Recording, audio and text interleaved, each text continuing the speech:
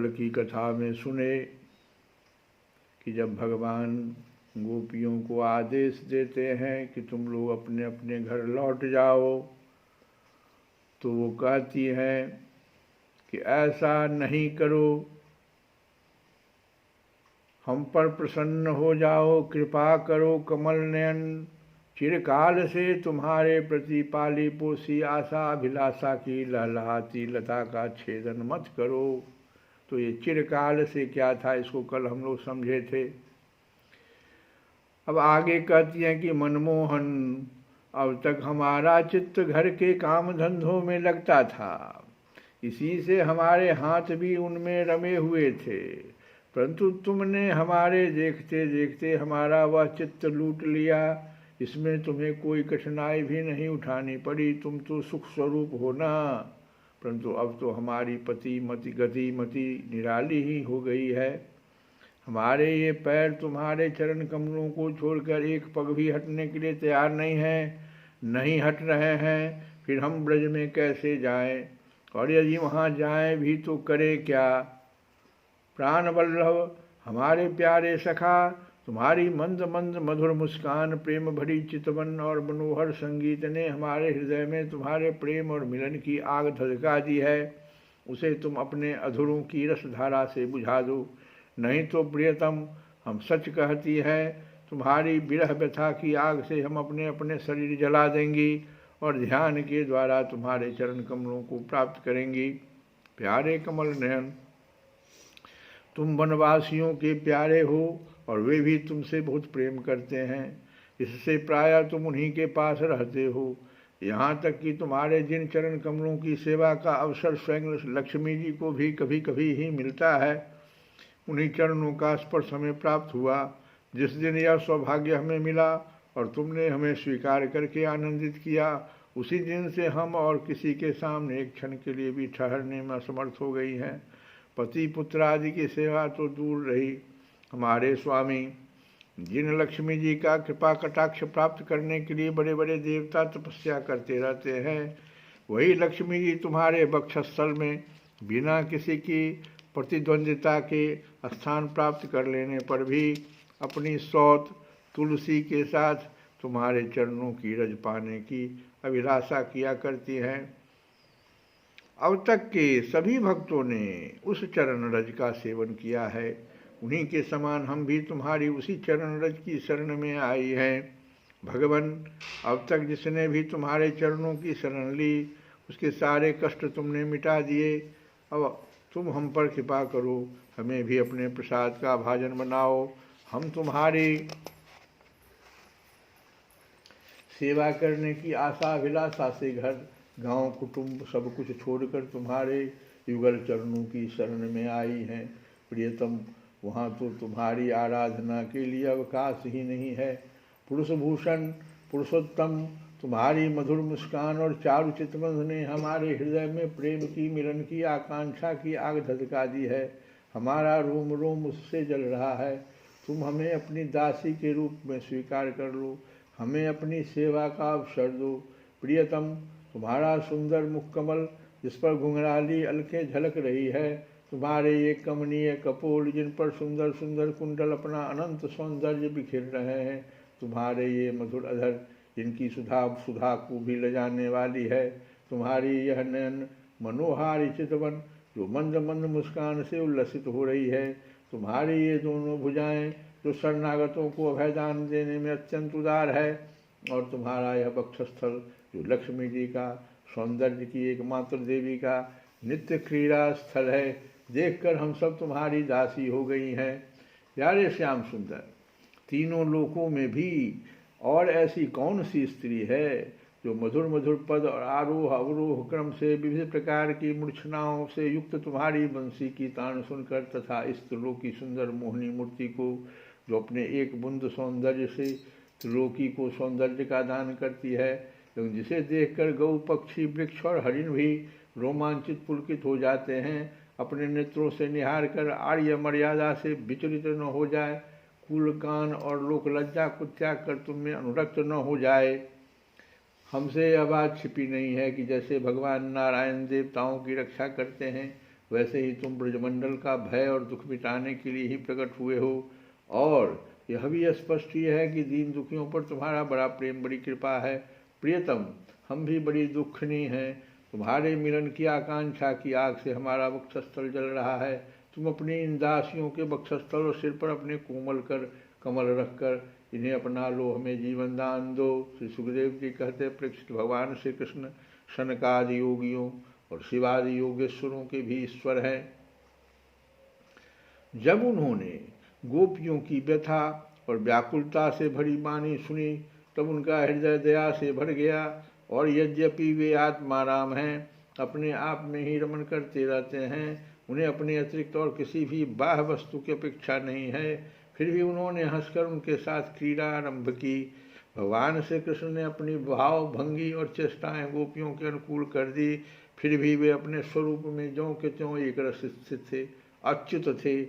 जब वे खुलकर हंसते तब उनके उज्ज्वल उज्ज्वल दांत कुंदकली के समान जान पड़ते थे। उनकी प्रेम भरी चितवन से, उनके दर्शन के आनंद से गोपियों का मुखकमल प्रफुल्लित हो गया। वे उन्हें चारों ओर से घेर कर खड़ी हो गई। उस समय श्री कृष्ण की ऐसी शोभा हुई मानो अपनी पत्नी तारिकाओं से घिरे हुए चंद्रमा ही हो। गोपियों के शत शत यूथों के स्वामी भगवान श्री कृष्ण वैजयंती माला पहने वृंदावन को शोभायमान करते हुए विचरण करने लगे। कभी गोपियां अपने प्रियतम श्री कृष्ण के गुण और लीलाओं का गान करती, तो कभी श्री कृष्ण गोपियों के प्रेम और सौंदर्य के गीत गाने लगते। इसके बाद भगवान श्री कृष्ण ने गोपियों के साथ यमुना जी के पावन पुलिन पर, जो कपूर के समान चमकीली बालू से जगमगा रहा था, पदार्पण किया। वह यमुना जी की तरल तरंगों के स्पर्श से शीतल और कुमुदिनी की सहज सुगंध से सुवासित वायु के द्वारा सेवित हो रहा था। उस आनंद प्रद पुलिन पर भगवान ने गोपियों के साथ क्रीड़ा की। हाथ फैलाना, आलिंगन करना, गोपियों के हाथ दबाना, उनकी चोटी, जांघ, नीवी आदि का स्पर्श करना, विनोद करना, नक्षत करना, विनोदपूर्ण विचितवन से देखना और मुस्काना, इन क्रियाओं के द्वारा गोपियों के दिव्य काम रस को, परमोज्वल प्रेम भाव को उत्तेजित करते हुए भगवान श्री कृष्ण उन्हें क्रीड़ा द्वारा आनंदित करने लगे। उदार शिरोमणि सर्वव्यापक भगवान श्री कृष्ण को ने जब इस प्रकार गोपियों का सम्मान किया, तब गोपियों के मन में ऐसा भाव आया कि संसार की समस्त स्त्रियों में हम ही सर्वश्रेष्ठ हैं, हमारे समान और कोई नहीं है। वे कुछ मानवती हो गई हैं।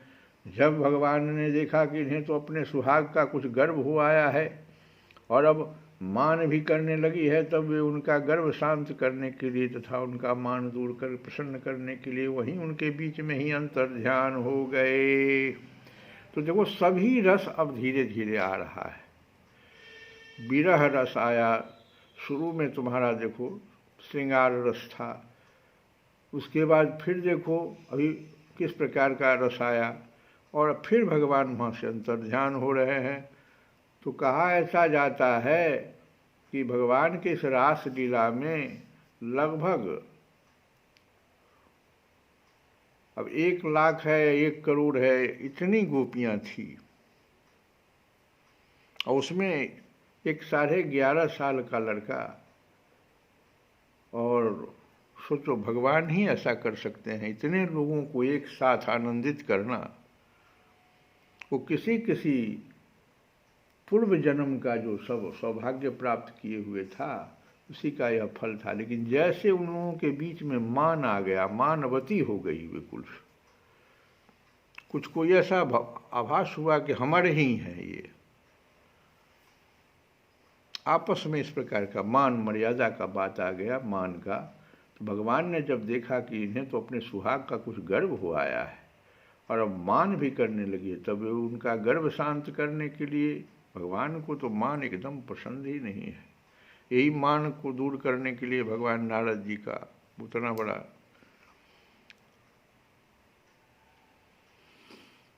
वो जो रचे थे, नारद जी के विवाह का प्रसंग जो देख रहे हो, जिसमें किस प्रकार से उनका मान भंग हुआ था। तो भगवान तो मान को खा जाया करते हैं। तो जब देखा भगवान ने कि इन्हें तो अपने सुहाग का कुछ गर्व हो आया है, तब अब मान भी करने लगी है। तब वे उनका गर्व शांत करने के लिए तथा उनका मान दूर कर प्रसन्न करने के लिए वहीं उनके बीच में ही अंतर्ध्यान हो गए। अब इस बीच में अब क्या होगा, ये कल की कथा में हम लोग श्री कृष्ण के विरह में गोपियों की कैसी दशा हो जाएगी, ये दूसरा जो भाग था सो हम लोग सुने। अब उनकी जो दशा होगी सो देखना। और भक्ति में ये याद रखना कि हम जो पूर्व की कथा में सुतीक्ष्ण जी की कथा सुनाए थे, लगभग उसी तरह का जो है सो ये गोपियों के द्वारा उसी तरह का भाव आएगा। हमेशा एक गोपी का नाम नहीं है, गोपियां।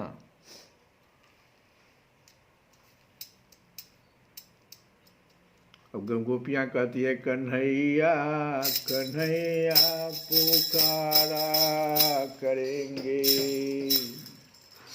कन्हैया कन्हैया पुकारा करेंगे, लताओं में ब्रज की गुजारा करेंगे, लताओं में ब्रज की गुजारा करेंगे, कन्हैया कन्हैया पुकारा करेंगे, कन्हैया कन्हैया पुकारा करेंगे, लताओं में ब्रज की गुजारा करेंगे, लताओं में ब्रज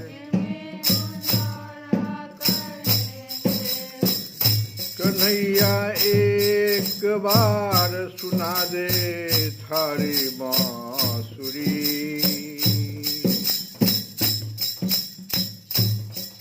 मारे हिवरे में उठे रे हिलोर,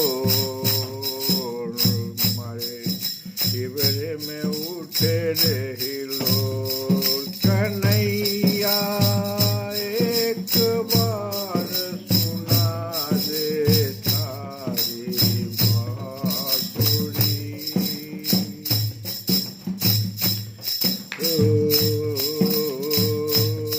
मारे हिवरे में उठे रे हिलोर, मारे हिवरे में उठे रे हिलोर, कन्हैया कन्हैया पुकारा करेंगे, कन्हैया कन्हैया पुकारा करेंगे, लताओं में ब्रज की गुजारा करेंगे, लताओं में ब्रज की गुजारा करेंगे,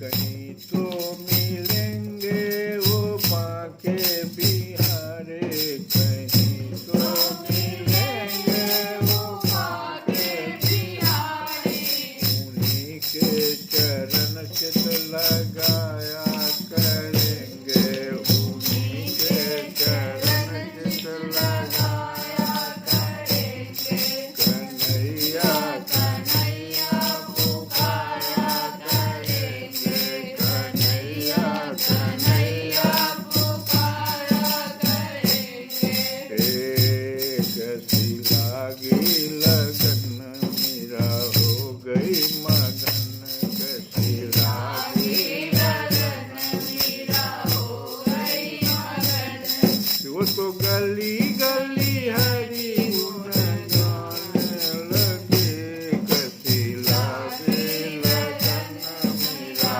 हो गई मगन,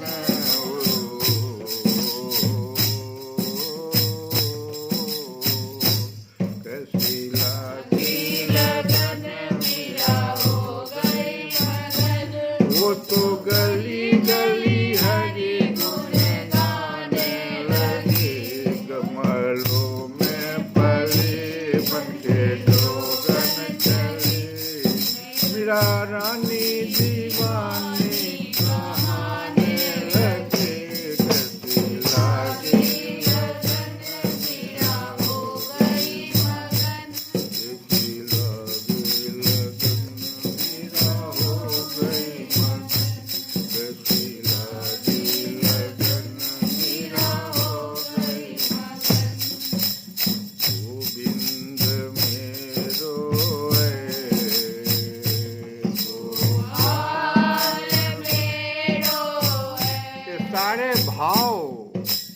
सारे भाव जो हम आज गा रहे हैं ना गोपियों के, जब जैसे भगवान अंतर ध्यान हुए तो गोपियों को भाव आना, गोविंद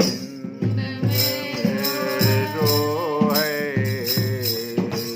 गोपाल ओ